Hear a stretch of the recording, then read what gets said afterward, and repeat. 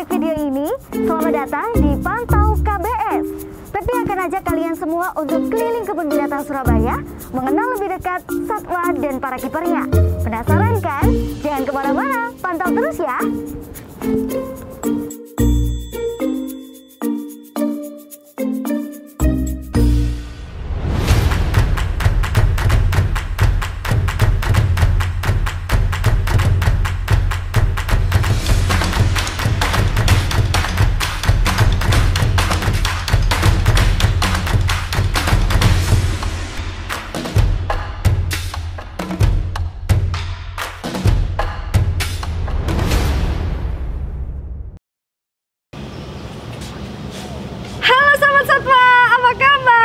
Wah, lama ya gak pernah ketemu. Senang banget rasanya Pepi dan juga Men bisa nemenin kalian yang masih di rumah aja di program terfenomenal yang ada di Kebun Binatang Surabaya. Apalagi kalau bukan Pantau KBS. Tanggal 16 Agustus 2020 nanti akan ada kegiatan Action Indonesia Day. Ini merupakan kegiatan penyelamatan 4 satwa endemik asli Indonesia yang populasinya menurun, statusnya kritis bahkan hampir punah. Beberapa di antaranya adalah satwa anoa, babi rusa, banteng Jawa, dan harimau Sumatera. Dan tahu nggak sih, kesemua 4 satwa ini semuanya ada loh di Kebun Binatang Surabaya. Oke, episode yang pertama, spesial edisi Action Indonesia Day, Pepi dan Men akan ajak kalian untuk belajar tentang babi rusa. Penasaran kan? Jangan kemana-mana, di sini aja ya. Babi rusa, mereka adalah kelompok babi dengan taring yang menyerupai tanduk rusa. Nah, kalau sahabat satwa pengen lihat babi rusa yang ada di KBS, lokasinya ada di paling barat atau paling pojok Kebun Binatang Surabaya, dan tepatnya ada di samping kandang rusa dan juga kandang kuda nil. Oke, Pepi dan Men hari ini akan ajak kalian untuk kenalan sama kiper babi rusa dan juga belajar lebih banyak tentang babi rusa itu sendiri. Ya, jadi kipernya babi rusa ini namanya adalah Pak Nursio.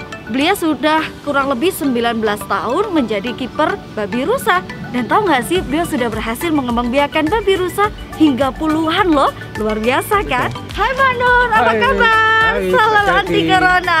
Pak Nur, jelasin dikit dong tentang babi rusa. Babi rusa itu apa sih Pak? Ya, baik Mbak Selvi, bahwa babi rusa ini adalah kelompok jenis babi yang dari suku Swede.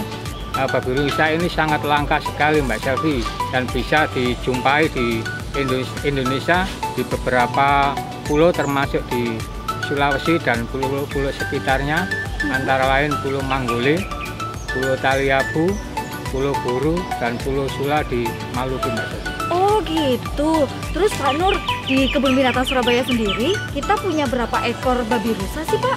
Sampai dengan tahun 2020 ini KBS mempunyai 21 ekor Mbak Selvi. Wow, 21 ekor? 21 ekor ya. Dari 21 ekor itu Pak Nur inget gak ada yang punya nama nggak sih Pak? Semuanya ada namanya. Semuanya ada namanya? Hanya beberapa aja yang hafal. Coba siapa aja namanya Pak Nur? Yang di belakang kita ini namanya Deksa. Deksa. Terus ada di belakang, kandang belakang sana ada Putra. Putra. Ada Kirana. Oke. Ada Yeni. Ada Santi. Santi. Dan juga ada Paing dan Kliwon. Paing dan Kliwon. Dari 21 Pak Nur cuma hafal 7 guys. Ya saking banyaknya ya, nggak hafal kalau semuanya Pak Nur ya.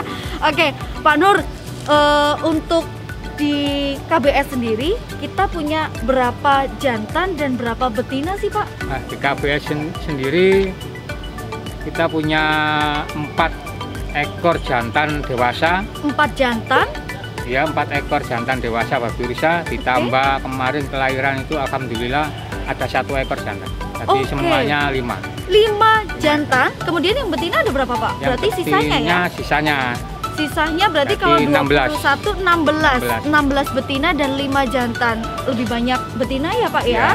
Oke, jadi kalau boleh tahu cara membedakan jantan dan betina itu seperti apa sih Pak Nur? Untuk babi rusa, untuk yang jantan, yang perlu diketahui adalah dia mempunyai taring bawah, dia akan menjulang ke atas dan juga taring atas atau bisa dikatakan dengan tanduk. Dia akan melengkung menjulang ke atas. Tuh. Oh, jadi kalau yang jantan dia punya tanduk yang menyerupai tanduknya rusa tadi ya, Pak ya? Betul. Berarti kalau betina apa nggak punya juga, Pak? Kalau betina ada sebenarnya, cuma dia nggak bisa menembus kulitnya, Mas Silvi. Oh gitu. Ada. Nah. Jadi membedakannya jantan dan betina sebenarnya sama-sama punya tanduk, cuman lebih panjang yang jantan ya, Pak ya? Betul. Oke. Jadi sahabat satwa, tau nggak sih kalau babi rusa ini itu adalah satwa omnivora. Artinya dia pemakan daging dan juga makan tumbuh-tumbuhan. Jadi selain makan ketela, kemudian sayur seperti sayur kangkung, ternyata babi rusa itu juga suka banget makan yang namanya kepala ayam. Bener ya, Pak ya? Betul sekali. Selain itu kalau di Kebun Binatang Surabaya dikasih makan apa lagi, Pak? Ada makan tambahan lagi yaitu pepaya, terus kacang panjang, terus pisang, terus ada pelet. Wow, lengkap semuanya ya. Sayuran, buah-buahan, daging dan juga pelet semuanya ada dikasih sama Kebun Binatang Surabaya untuk satwa-satwa terutama di babi rusa. Oke, Pak Nur, kita pengen tahu sebenarnya babi rusa itu ada berapa jenis sih, Pak? Kalau di Indonesia itu ada 3 jenis, Mbak Selvi. 3 jenis? Apa aja tuh, Pak? Yang pertama itu adalah babi rusa celebensis. Yang kedua babi rusa babirusa. Yang ketiga babi rusa tobianensis. Jadi yang ada di KBS ini adalah jenisnya babi rusa celebensis. Babi rusa Sulawesi ya, Pak? Sulawesi. Ya? Babi rusa Sulawesi. Oke, terus Pak Nur, kalau perilaku sosialnya babi rusa itu seperti apa sih, Pak? Dia cenderung ke hidup berkelompok, Mas Selvi. Antara 10 sampai dengan 15 ekor. Itu pun induk dengan anak-anaknya. Nah, untuk yang jantan itu kecenderungannya dia hidup sendiri atau soliter. Nanti kalau dia mau kawin, baru dia mencari pasangannya betina untuk dikawini. Oh gitu. Lah ngomong-ngomong soal kawin nih, Pak, babi rusa itu cara reproduksinya seperti apa ya, Pak Nur? Nah, dia dengan cara melahirkan. Dengan cara melahirkan ya. Kira-kira ada musim kawin nggak sih, Pak? Atau dia bisa kawin setiap saat?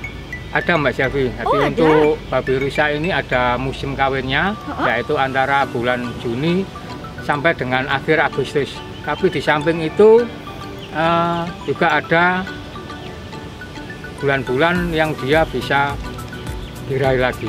Tapi tidak banyak, hanya 1 sampai dengan 2 ekor, 3 ekor. Kalau pada bulan Juni ya, sampai dengan akhir Agustus itu kebanyakan yang betina yang diraih. Jadi umumnya musim kawinnya dia adalah bulan Juni sampai dengan Agustus. Akhir Agustus. Berarti ini musim kawinnya mereka ya, Pak ya? Oh, luar biasa. Terus Pak Nur, kalau waktu dia bunting, berapa lama sih, Pak, buntingnya? Bunting tuh hamil ya, tapi kalau dalam bahasa satwa kita menyebutnya bunting. Jadi untuk babi rusa bunting itu antara 140 sampai dengan 150 hari, Mas. 140 sampai 150 hari berarti kurang lebih berapa bulan, Men? 5 bulan ya, Men ya? Kurang lebih seperti itu, Kak Pepe. 5 bulan, luar biasa ya. Jadi sahabat satwa, kalau misalkan manusia itu 9 bulan, babi rusa cukup membutuhkan waktu 5 bulan aja untuk bisa melahirkan berapa anak, Pak Nur? Untuk kelahiran babi rusa itu bisa 1 sampai dengan 2 ekor, tapi yang paling sering itu 1 ekor. Jadi bisa maksimal dia bisa melahirkan 2, cuman paling umumnya atau paling itu hanya 1 ekor. Seringnya cuma 1 ekor aja. Oke, terus Pak Nur, kita pengen tahu nih untuk di Kebun Binatang Surabaya sendiri, usia babi rusa paling lama berapa tahun sih, Pak? Seperti yang sudah pernah dialami ya, Mas. Itu bisa usia babi rusa itu bisa mencapai 30 tahun. 30 tahun? Kebanyakan biasanya sampai 24 sampai 25. 24 sampai 25. Cuman kalau sampai ada yang 30 tahun itu adalah keajaiban. Iya, keajaiban bener ya. Iya. Terus kalau di punya kita sendiri, punyanya KBS, paling tua sekarang kita punya yang usia berapa, Pak? Untuk di KBS sendiri ini kita punya usia sekitar 18 tahun.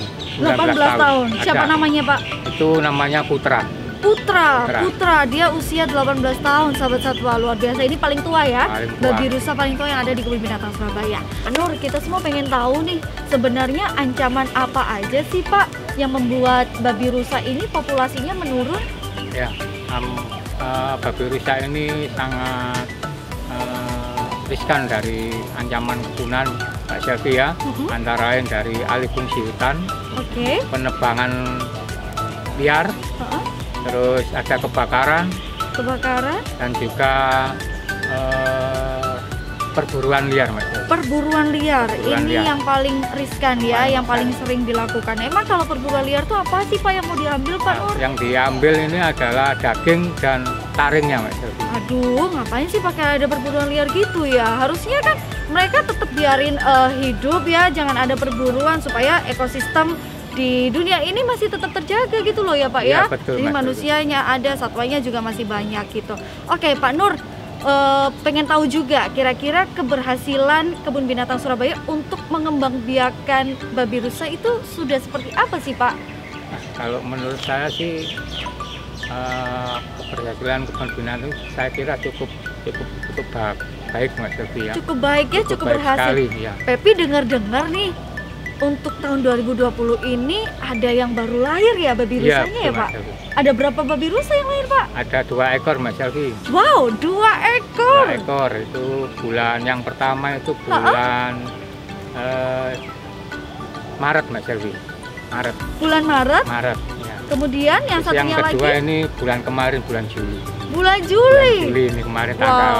Luar biasa. Yang lahir Maret itu tanggal 26 Mas Selvi. 26 Maret. Dan yang Juli kemarin itu tanggal 19. 26 Maret dan 19 Juli. Luar biasa banget sahabat satwa. Tepuk tangan dong untuk Kebun Binatang Surabaya. Yeay, tepuk tangan dong men. Yeay. Oke, terima kasih banyak ya Pak Nur, ya, udah kasih sama-sama waktu untuk Pepi dan Men belajar banyak tentang babi rusa. Kira-kira ada pesan yang mau disampaikan Pak Nur untuk sahabat satwa yang ada di rumah? Baik Mas Selvi, pesan saya adalah cintailah satwa. Karena dengan mencintai satwa seperti kita mencintai diri kita sendiri. Oke. Dan juga kalau bagi teman-teman atau para